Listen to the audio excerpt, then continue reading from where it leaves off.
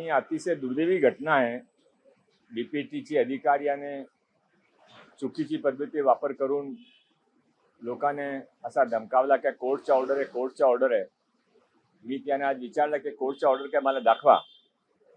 तर त्याने सांगितलं की आमचा ऑर्डर काय कोर्टाचा नाही, आमच्या स्वतःचा कोर्ट आम्ही बनवलेला आहे आणि त्या बीपीटीचे कोर्टाचा ऑर्डर आहे. हा असा मी कधी आजपर्यंत बघितला नाही आहे. जे तिथे लोक आहे त्यांच्याकडे जुने पुरावे. आता एक तर मी सांगतो ते हे शिव छत्रपती राज्य क्रीडा पुरस्कार ते तिथे राहत होते, त्याने मिळेल्या तिथे 98-99 मध्ये, त्यापूर्वी तिथे राहत होते.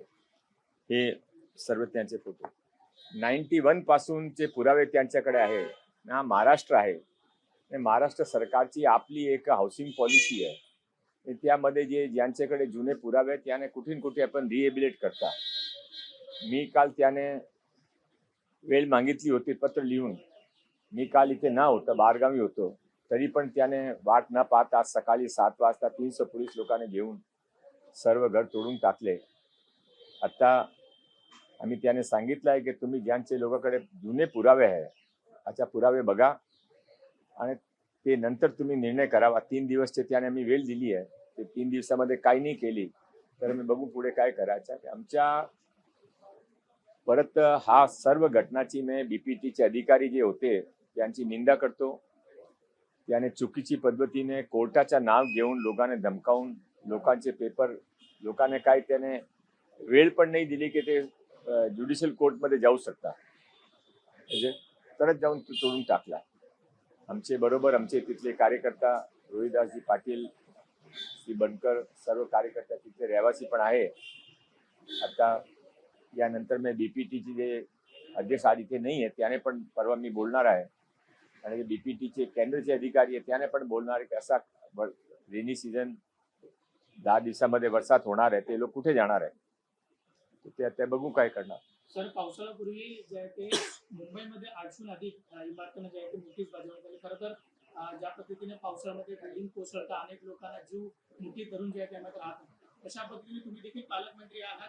या जे काही बिल्डिंग नोटीस अशा पद्धतीने कार्यवाहीचे त्याच्यावरती काय ते बघावं लागेल. माझ्याकडे डिटेल नाही आहे, ते डिटेल बघून मी नंतर त्यावर सांगतो. सर, पंतप्रधान नरेंद्र मोदी यांनी हैदराबादमध्ये ज्या पद्धतीने सांगितलं की लोकांनी आता जे आहे वर्क फ्रॉम होम करावा, 1 वर्षापर्यंत सोने खरेदी करू नका आणि परदेशात जाणं टाळावा.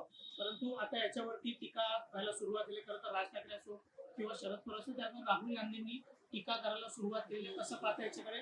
तुम्ही देखील मंत्री आहात, तुम्ही देखील तुमच्या गाड्यातली तापे कमी करणार आहात का? असं आहे की नक्की सर्वांनी केला पाहिजे, मी पण करणार आहे. माननीय पंतप्रधान नरेंद्रभाई मोदी फक्त पंतप्रधान नाही आहे, अतिशय देशभक्त नागरिक आहे. प्रत्येक देशामध्ये हा इराण इराक युद्ध, अमेरिका युद्धचे नंतर तेलाची रेट वाढलेली आहे. त्याने इथे तेलाची रेट न वाढता लोकांना सांगितलं की तुम्ही प्रयोग कमी करा तर आपोआप आपण आपला फॉरेन एक्सचेंज वाटेल.